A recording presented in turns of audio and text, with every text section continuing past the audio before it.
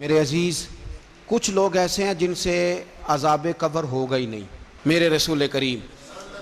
صلی اللہ تعالی علیہ وسلم نے ارشاد فرمایا کہ جو اللہ کے رستے میں شہید ہو گیا، یہ سنن نسائی میں موجود ہے،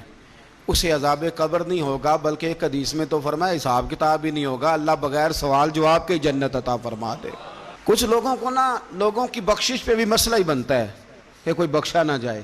اور ایک صاحب کہہ رہے تھے جی یہ کیا معاملہ ہے کہ جمعے کو بندہ مر گیا یا فلانا ہو گیا تو اس سے حساب کتاب نہیں ہوگا، اتنے بڑے جرم لوگوں نے کی، اتنے پاپ، اور جمعے کو مر گیا تو بخشا جائے گا۔ تو میں نے کہا جرموں کا بھی اسے حساب اللہ لے لے گا،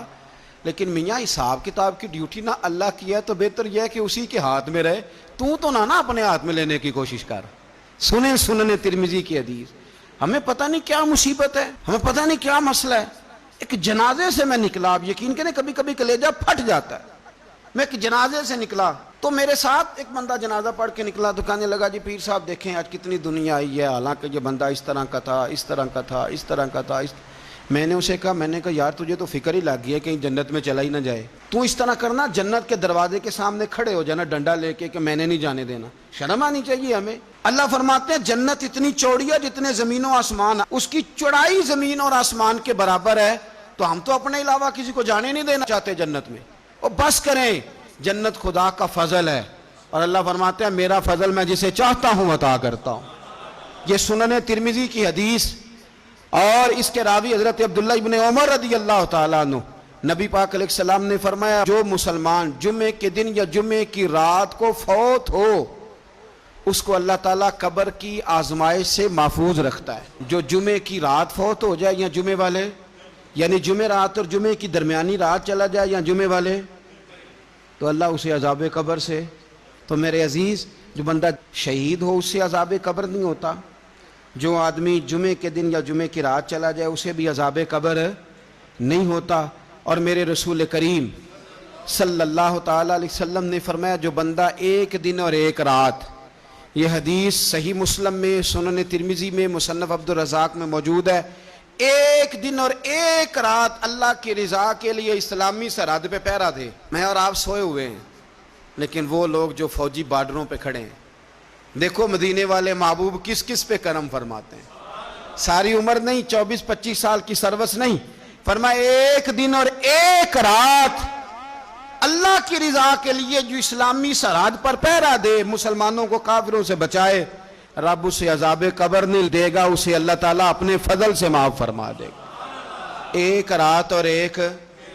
آپ کیا سمجھتے ہیں کہ ان فوجیوں کی کوئی چھوٹی شان ہے، ان کا کوئی چھوٹا مرتبہ ہے؟ ایک دن اور ایک رات اگر یہ پہرا دیں تو اللہ انہیں اتنا انعام عطا کرتا ہے۔ اسی طرح سن لو، یہ ذرا غور سے سننا، ابن ماجہ کی حدیث، اور اس کے علاوہ مسند ابو یعلا میں موجود حدیث کے راوی حضرت ابو ہریرہ رضی اللہ تعالی عنہ، حضور صلی اللہ تعالی علیہ وسلم نے فرمایا جو شخص بیماری سے فوت ہوا، قربان جاؤں میرے محبوب نے بیماری کا نام ہی نہیں لیا، فرمایا کوئی بھی بیماری ہو، فرمایا جو آدمی بیماری سے فوت ہوا اللہ اسے شہادت کی موت عطا فرمائے گا، اور وہ عذاب قبر سے اور قبر کے امتحان سے بھی محفوظ رہے گا، اور حضور فرماتے ہیں اس کو صبح اور شام جنت کے باغوں میں سے رزق دیا جائے گا۔ جو کسی بھی بیماری سے مرا، یہ لوگ بیماری سے مر رہے ہیں تو لوگوں نے اچھوت سمجھ رہے ہیں، اچھوت، یہ اچھوت نہیں ہے، اس لیے کہ لوارث نہیں، یہ خدا رسول کے ماننے والے ہیں، تم انہیں اچھوت کہہ رہے ہو، اور مدینے والے رسول انہیں شہید فرما رہے ہیں۔ حضور نے فرمایا جو بیماری سے مرے شہید ہے، وہ قبر کے عذاب سے محفوظ رہے گا، اور جنت کے باغوں میں سے اللہ رزق دے گا۔ لوگ کہتے ہیں دیکھو جی بڑا تانگ ہو کے دنیا سے گیا ہے، تو اس بندے کو بھی عذاب قبر نہیں ہوتا۔ اسی طرح جو بندہ سورہ ملک پڑھتا ہے، سنن ترمذی میں حضرت ابن عباس سے روایت ہے کہ حضور صلی اللہ علیہ وسلم کے ایک صحابی نے ایک جگہ خیمہ لگایا تو وہاں سورہ ملک پڑھنے کی آواز آتی، کوئی بندہ پڑھنے والا نظر نہیں آتا تھا۔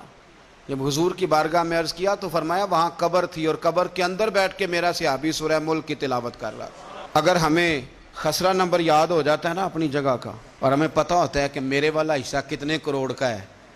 اگر ساری کہانیاں ہمیں یاد ہوتی ہیں تو سورہ ملک بھی ہمیں یاد ہو سکتی ہے۔ موبائل پہ اس کو ریکارڈ کر لیں، پھر اس کو سنیں، کبھی بھی سورہ ملک میں، اور ہمارے سلسلہ عالیہ میں تو سورہ ملک وظیفہ ہے، ہمارے الوظیفۃ الکریمہ میں اعلیٰ حضرت نے لکھا ہے کہ رات کو سورہ ملک اور سورہ یاسین کے بغیر سونا نہیں۔ سورہ ملک اتنی شاندار صورت ہے کہ نبی پاک صلی اللہ علیہ وسلم نے فرمایا یہ قیامت کے دن اللہ کی بارگاہ میں ناز سے جھگڑا کرے گی اور کہے گی اے اللہ یہاں تو میرے پڑھنے والے کو جنت عطا فرما یا مجھے قرآن پاک سے علیحدہ کر دے،